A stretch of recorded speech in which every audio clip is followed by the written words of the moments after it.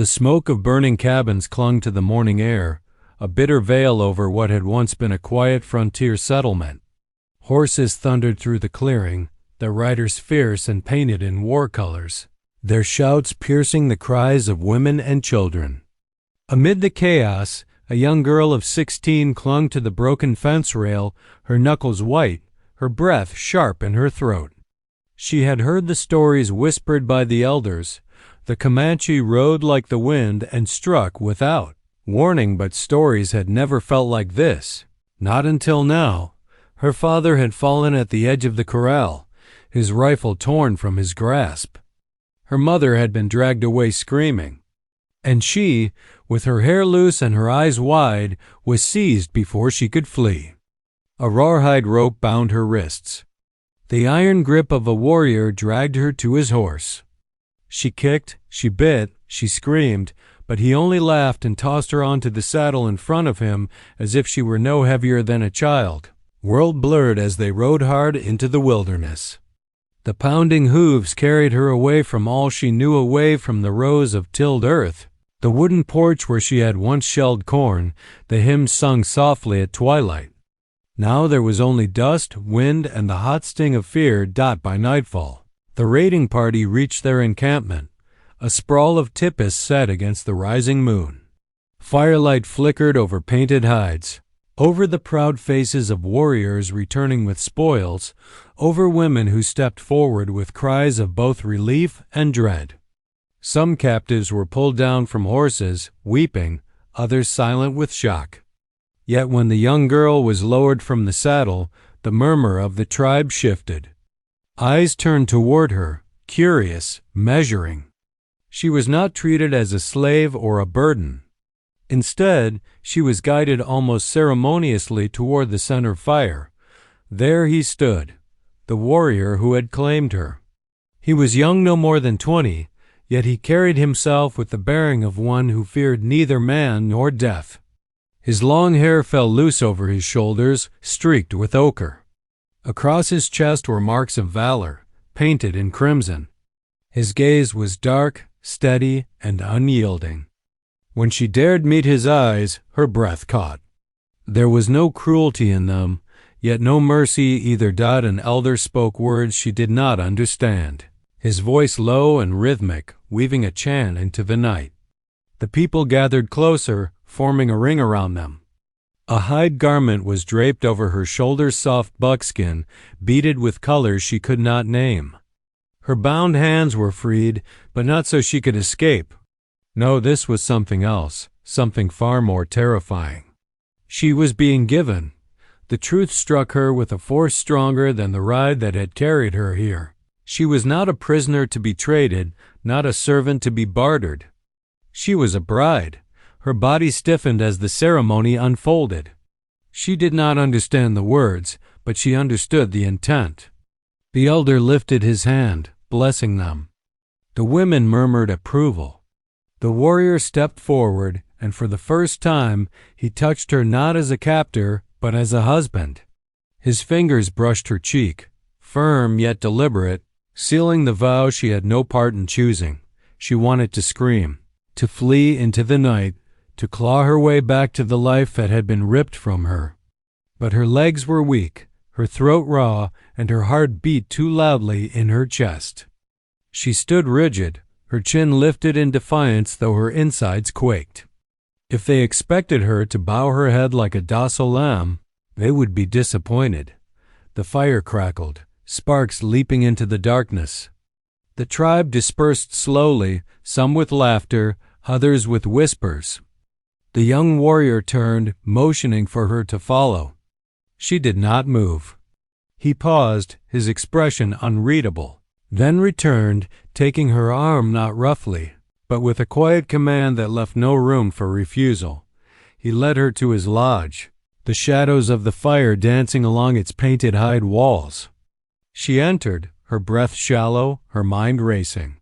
Here she was, a virgin torn from her home, forced into the role of wife to a man she did not know, in a world that was not her own. She clenched her fists, her thoughts a storm. They may take my freedom, my name, even my body, but they will never take my will." Yet as she glanced at him, the young Comanche who now stood as her husband, she saw something she had not expected. His eyes, dark as river stone, lingered on her with intensity, but not the savage hunger she feared. It was something quieter, something she could not yet name, and that frightened her more than anything else. The morning after the raid dawned cold and silver, a thin mist curling across the plains. The camp stirred, slowly fires rekindled, children's laughter echoing, warriors boasting of their spoils. Yet in one of the painted lodges, silence hung heavy. She sat stiffly upon a buffalo hide, her back against the lodge wall, her arms wrapped tightly around her knees. The buckskin garment she had been given still clung to her shoulders, its beads pressing uncomfortably against her skin. Her long hair, once neatly braided by her mother's hands, now fell tangled across her face. Every part of her longed for the comfort of home, of hearth smoke and hymns, of her father's voice calling the cows at dawn, but home was ash now. Across from her, the young warrior crouched by the small fire, his movements deliberate as he sharpened the edge of his knife. The light caught on the steel, sending thin glimmers into the dim space. She could not help but watch, each scrape of stone against blade prickling her nerves. He did not look at her, though he must have known she stared. She thought of her mother's warnings, the whispered tales of Comanche cruelty, the taking of captives, the breaking of women. Her pulse quickened. Is this what comes next? But when he finally rose, setting aside the knife, he did not advance on her. Instead, he left the lodge without a word. The flap fell closed, and she was alone again, her breath catching in both relief and dread. The day passed in fragments. A young Comanche woman entered with a bowl of food corn and venison stew, steaming and fragrant. She placed it before the captive bride without speaking, only glancing at her with something between pity and curiosity. Hunger gnawed at her belly, but pride held her still. She would not eat the food of her captors, no matter how the scent tempted her. By evening, the warrior returned. His presence filled the lodge's broad shoulders, bronzed skin marked with paint, the restless energy of one born in the saddle. In his hand, he carried a strip of rawhide. Her stomach dropped. She pressed back against the wall, eyes flashing. He crouched before her, tying the strip into a loop. Then he set it down in front of her. No weapon, no threat, only a tool. With patient gestures, he demonstrated its use, showing how it could tether a bundle of wood. His dark eyes lifted to hers, unreadable, as though he wished her to see not only his strength but his skill, his place as a provider. She did not touch it. Instead, she glared, her silence sharp as any blade. That night, when the fire dwindled low and the camp fell into quiet, her fear returned in waves. He sat nearby, stretched upon a blanket, his chest rising and falling with calm breaths. She remained upright, her body taut with vigilance. If he tried to claim her fully as wife, she would fight, scratch, bite, anything. But he did not. Hours crept by. The fire crackled softly, the smoke curling upward. At last, exhaustion overcame her, and her head dipped to her knees. When she startled awake some time later, the fire was out, the lodge bathed in pale moonlight. The young Comanche still lay where he had been, a carved figure of repose. It unsettled her more than if he had touched her. Why wait? Why hold back? She wondered, her mind restless. Perhaps he meant to break her slowly, bending her spirit before he bent her body. Perhaps this restraint was a game, yet part of her, buried deep, whispered another possibility, that he was not the monster she had been told to expect. That frightened her most of all. The following days unfolded in a pattern she did not choose. At dawn, he brought water. At midday, he left food. At night, he returned and sat near, silent, watchful. The people of the camp passed her with glances that stung some mocking. some sympathetic, all reminding her that she was no longer free.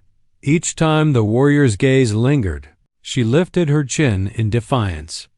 If they thought her broken, they were wrong. Her body was bound in a marriage she had not chosen, but her spirit was still her own. Yet the truth pressed down on her heavier each day. She was no longer a maiden of the frontier.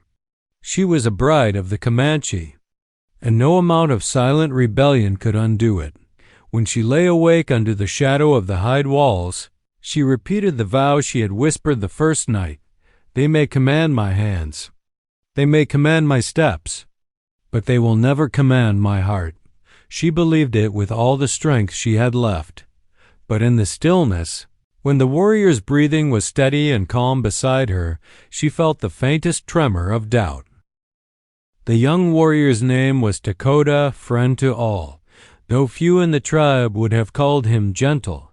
He had earned his place early, riding with raiding parties before his voice had even deepened, bringing back horses from rival camps and standing tall against enemies twice his age. His father, a respected war chief, had demanded nothing less to the people. Dakota was proof of their strength. To himself, he was a man caught in a web of expectations he could not easily tear away. When he rose each morning, he bore the weight of every gaze elders who measured him against his father, women who eyed him as a husband, warriors who watched for the smallest sign of weakness. To lead, to fight, to take a wife, to beget sons, this was his path, as straight and unyielding as an arrow shaft. Yet the woman fate had bound to him was no willing bride. He had seen her first in the smoke of battle, her eyes wide with terror yet filled with a spark that had stilled him for half a breath.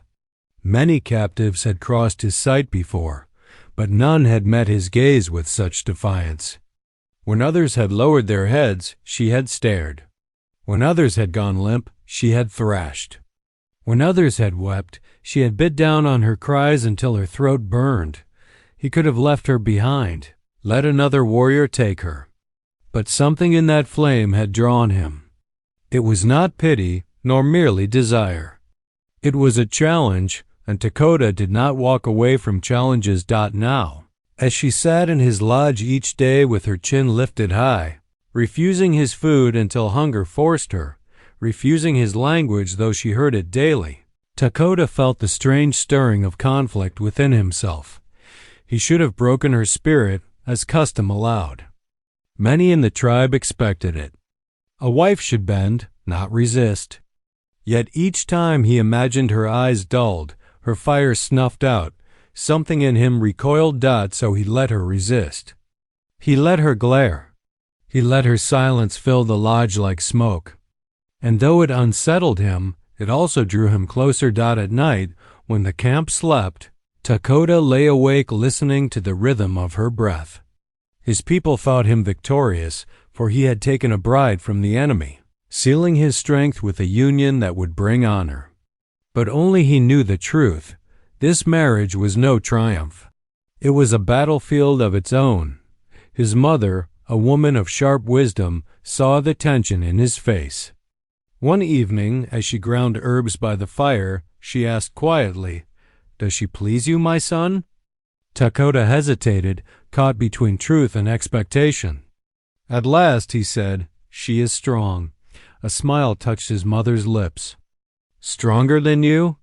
He gave no answer, and her laughter followed him long into the night. The days passed with their strange dance. He showed her how to tie knots, how to grind corn, how to carry water.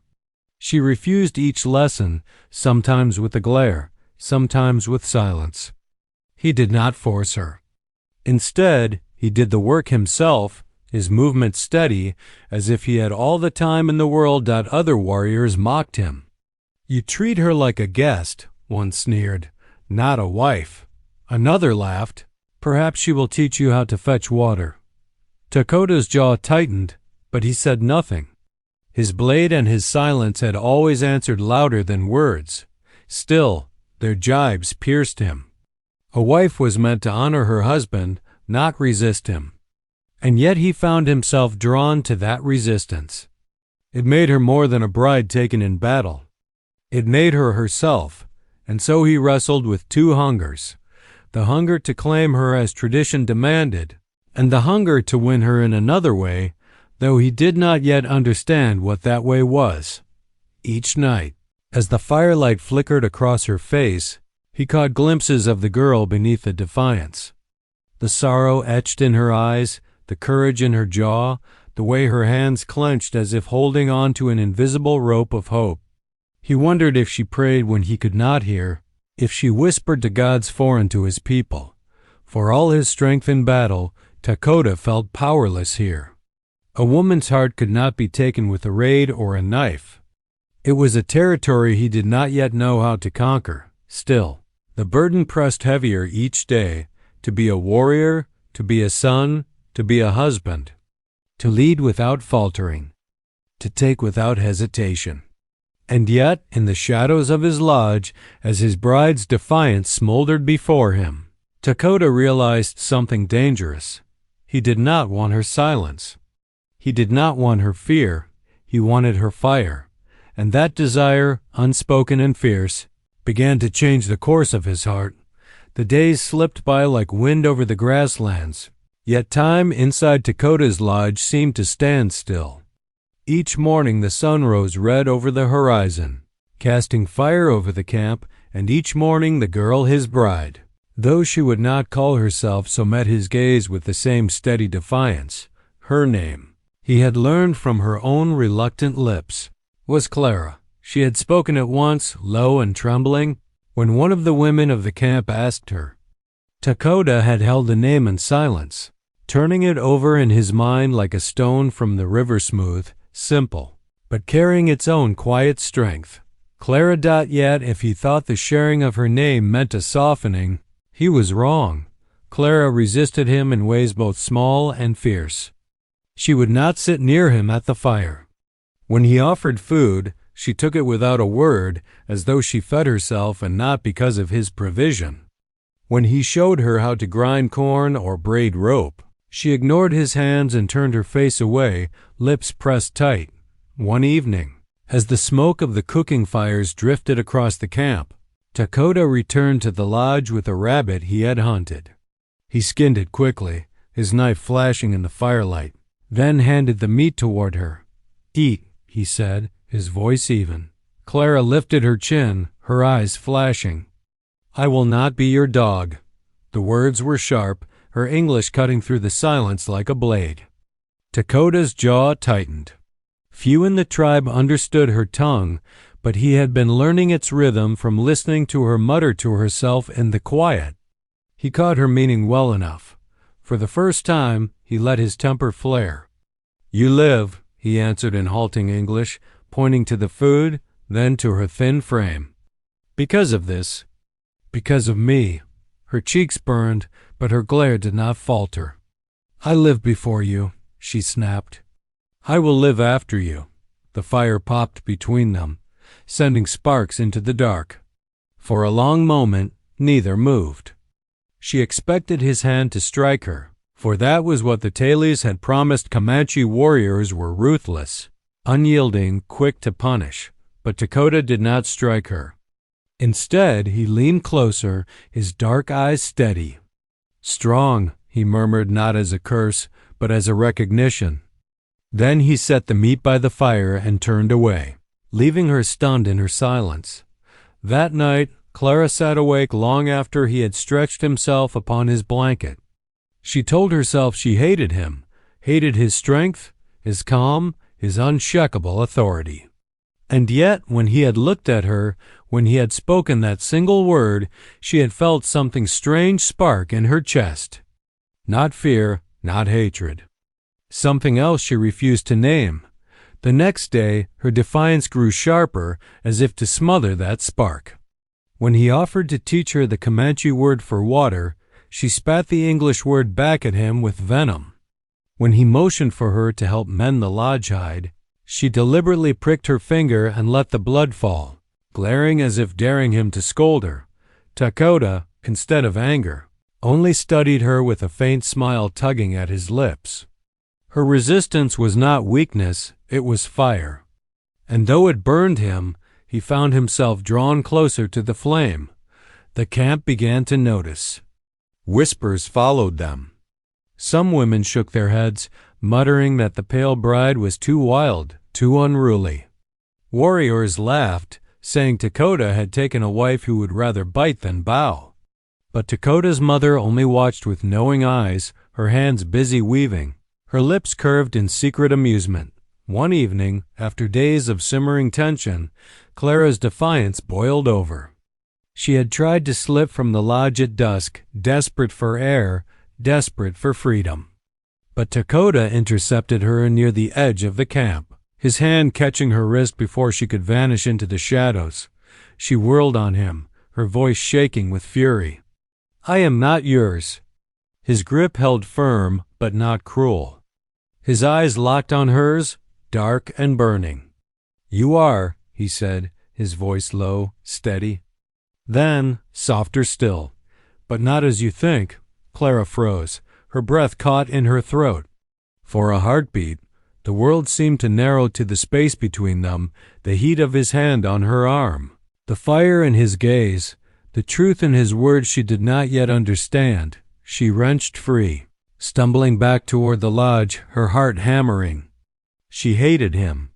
She hated the confusion he stirred within her. She hated that, for the first time since her capture, her fear was no longer the loudest thing inside her, because beneath the fear, something else was beginning to grow, and that terrified her more than anything. The first frost came early that year. Clara felt it in her bones before she saw it on the grass, waking to a chill that crept through the lodge walls. She curled tighter beneath the blanket she had been given, her breath visible in the cold air. Hunger gnawed at her belly. She had refused food again the night before. Too proud to accept what Dakota had offered. By mid-morning, the weakness set in. Her limbs shook as she tried to stand, her vision blurring when she stepped outside into the pale light. The world tilted, and before she could catch herself, she collapsed into the dust. The sound of voices followed startled cries from children, the quick shuffle of moccasins. Then the familiar shadow fell over her. Strong hands lifted her from the ground and through the haze. She saw his face. Dakota, his jaw set, his eyes narrowed in concern. Clara wanted to push him away. Tio spit her defiance, but her body betrayed her. Her lips parted, yet no words came. Darkness pressed at the edges of her sight, and she let go. When she woke again, it was inside the lodge. A fire glowed warmly at the center, filling the space with a soft light. She lay wrapped in furs, her head resting on a folded hide. The bitter scent of herbs filled her nose, and when she turned her head, she saw him there. Dakota grinding roots with a stone, his movements steady, his face intent. Her throat was parched. He noticed her stir and came quickly, lifting a cup carved from horn. With gentle hands, he raised her head and pressed it to her lips. "Drink," he murmured. Clara hesitated, but her thirst was stronger than her pride. The water was cool, easing the ache in her throat. When she tried to push away, his hand steadied her, not forceful, only firm. "More," he urged, and she obeyed. Afterward, he sat back on his heels, watching her. His eyes were unreadable, but she felt no cruelty in them. No demand, only patience. For days he tended her. He brought her broth made from rabbit and herbs, feeding her spoon by spoon when her hands trembled. He bathed her brow with cool water when fever rose. He slept lightly, never far from her side, waking at the faintest sound she made in her restless dreams. At first, Clara resisted his care, telling herself she needed nothing from him, that each sip of broth was a chain, each gesture of kindness another knot binding her tighter. Yet in her weakness she could not refuse him. And slowly something shifted. One evening, as the fever broke and her strength began to return, she woke to find him sitting near the fire, mending a strap with careful hands. The sight startled her, not the fierceness of a warrior, but the patience of a man doing simple work. For the first time, she wondered what burdens weighed him down, what he carried behind his silence. Why? The word slipped from her lips before she could stop it. Her voice was hoarse, fragile. Why do you care for me? He looked up, the firelight casting shadows across his face. For a long moment, he said nothing. Then, in halting English, he answered, "Because you are mine." The words struck her like a blow, but not in the way she expected. There was no arrogance in his tone, no cruelty. Only conviction. A simple truth, spoken as naturally as one might say the sun rises. Her eyes stung, though she did not understand why. She turned her face away, unwilling to let him see her weakness. Yet that night, when she closed her eyes, she did not dream of escape or fury. She dreamed of warmth, of the steady rhythm of his hands as he cared for her, of the strange safety she had felt when he carried her back from the dust dot by the next morning. She was strong enough to walk again. She stepped outside the lodge, the air crisp, the grass silvered with frost. The camp bustled around her, women tending fires, children chasing each other, men readying horses. Yet Clara stood still, the sunlight on her face, her heart heavy with confusion. She told herself she hated him still, hated this forced union, hated the loss of her freedom. But deep inside, buried beneath layers of fear and anger, a fragile thread had begun to weave between them. And though she would not admit it, not to him, not to herself, Clara feared that thread more than the chains that had first bound her. For chains could be broken, but trust? Trust could bind in ways no rope ever could. Winter settled hard upon the plains. The wind cut sharp, carrying with it the cries of wolves and the creak of bare branches. The camp pulled closer together, fires burning bright through the long nights. Clara wrapped herself in furs, her breath white in the air, her body still learning the rhythms of this new world. Dakota was gone, often now hunting, patrolling, carrying the duties of a warrior. Yet when he returned, there was always something for her, a strip of dried meat, a carved trinket, a bundle of herbs. He never pressed them upon her, only set them within reach. And though Clara still carried her pride like armor, she found herself waiting for his return, listening for the sound of his horse's hooves, the jingle of beads on his clothes. One evening, after the camp's meal, he returned with something different. In his hand was a smooth, flat stone etched with faint lines. He crouched beside her by the fire and pointed. "River," he said, tracing the line.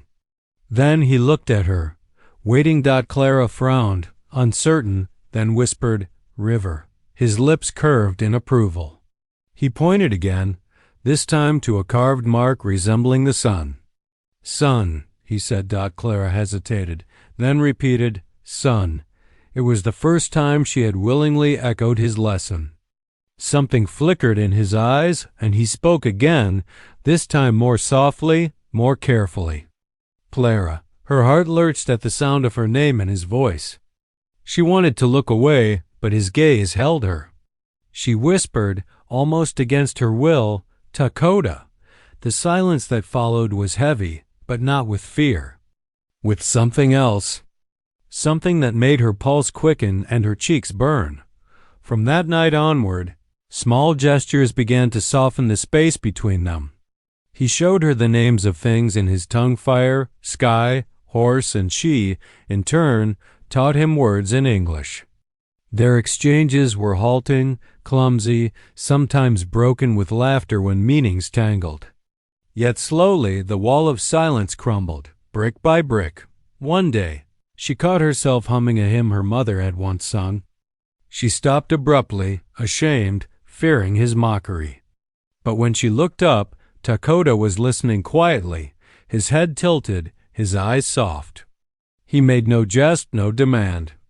Instead, he gestured for her to continue. So she did, her voice trembling at first, then stronger. And for the first time since her capture, Clara felt the ache of grief ease. replaced by something gentler. Later, he brought her to the edge of the frozen river. The air was sharp, the sky wide and endless. He pointed to the tracks of deer in the snow, teaching her how to read them, how to see the world as his people did. Clara followed, listening, learning despite herself. She realized with a pang that he was not merely showing her survival, he was sharing a piece of himself. That night, as they sat by the fire, he reached into a pouch and withdrew a small object, a feather, painted with ochre at the tip. He placed it in her hands.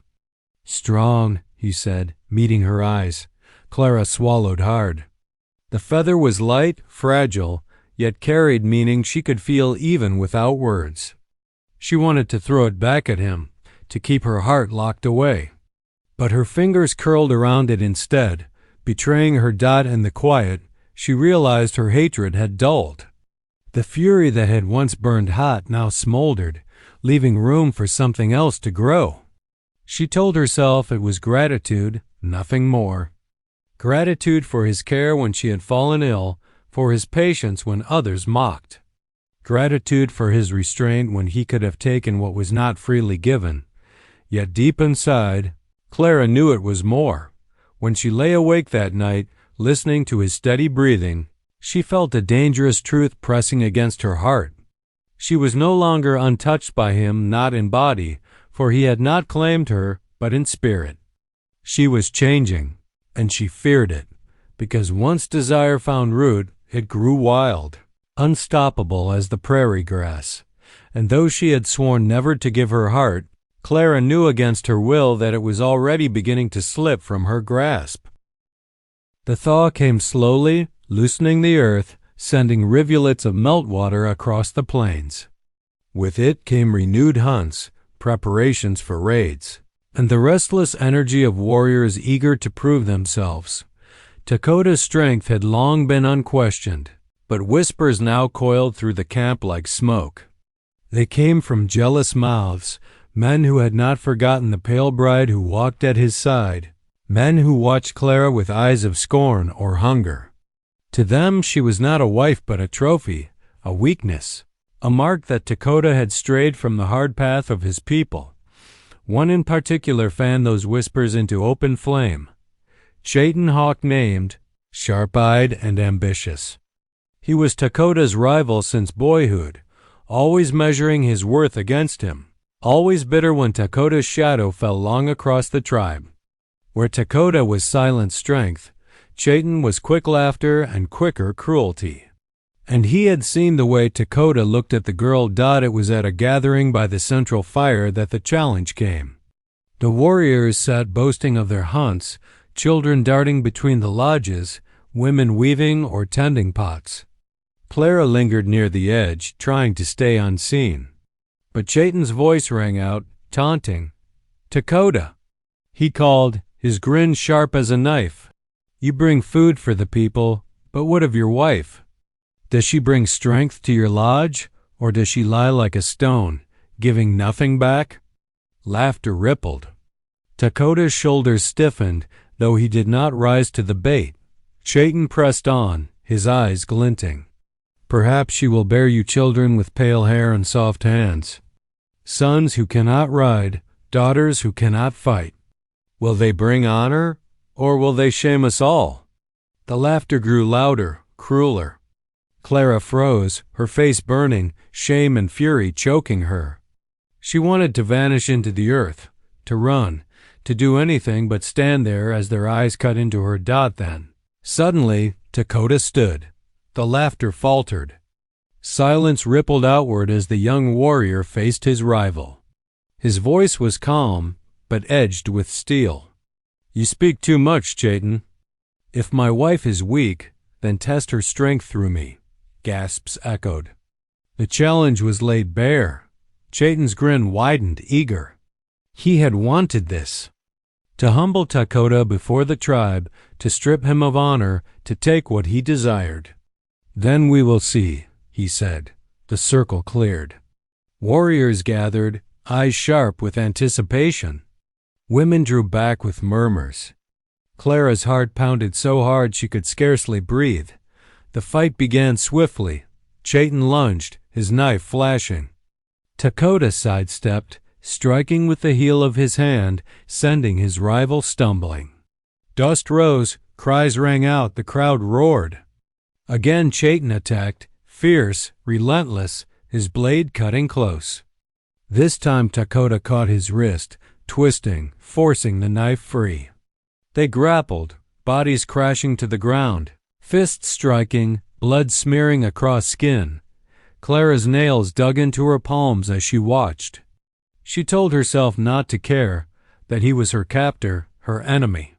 But when Chayton's fist split Dakota's lip, when the warrior she had begun to know staggered under the blow, a cry tore from her throat before she could stop it.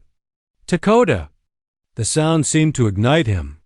With a roar, he surged upward, his strength like the breaking of a storm. His fist struck true, once, twice, until Chayton lay gasping in the dust, defeated. Dakota stood over him, chest heaving, blood at his mouth but fire in his eyes. He did not kill him. He did not need to. The victory was enough. The tribe's shouts rose, some in triumph, others in shock, but all in acknowledgement. Then Dakota turned not to the tribe, not to his father who watched with pride, but to Clara. His gaze sought hers through the haze of dust and firelight. And in that moment, before all their eyes, he made a choice. He reached for her hand. The gesture was simple, but it carried weight heavier than any blade. It said, "She is mine, not as spoil, but as honor." Mock her, and you mock me. Clara's breath caught. She should have pulled away, should have resisted. But something in her broke open. She placed her hand in his, trembling, and for the first time did not feel chains.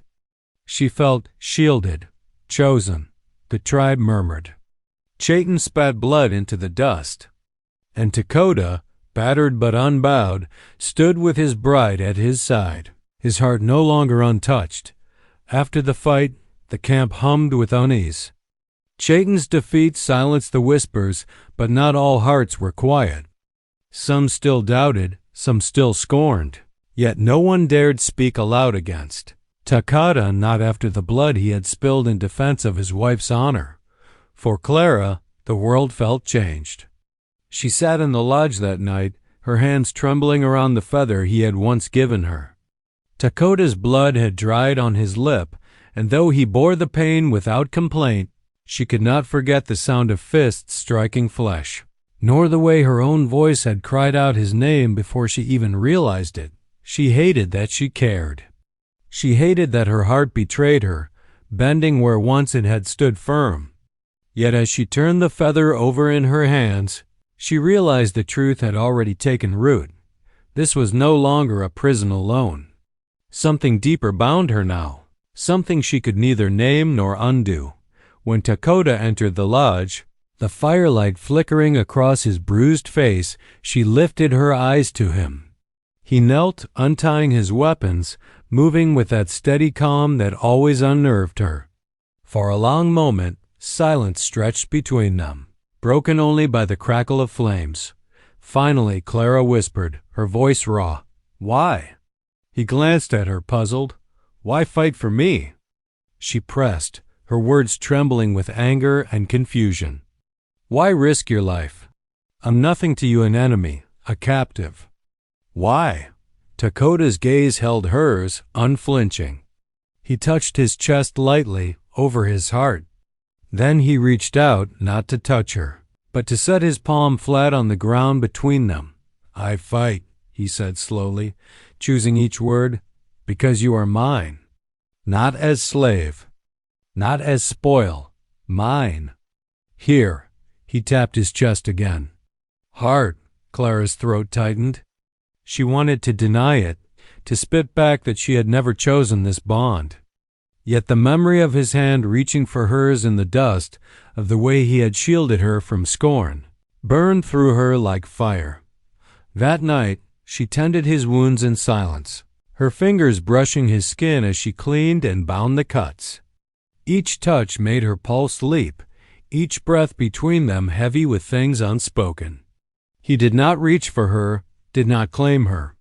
Instead, he sat still, allowing her care. As though it were the greatest honor. In the days that followed, something shifted between them. He spoke her name more often, teaching her words, laughing softly when she stumbled, his patience endless. She found herself listening for his voice, watching the way he moved with strength yet gentleness.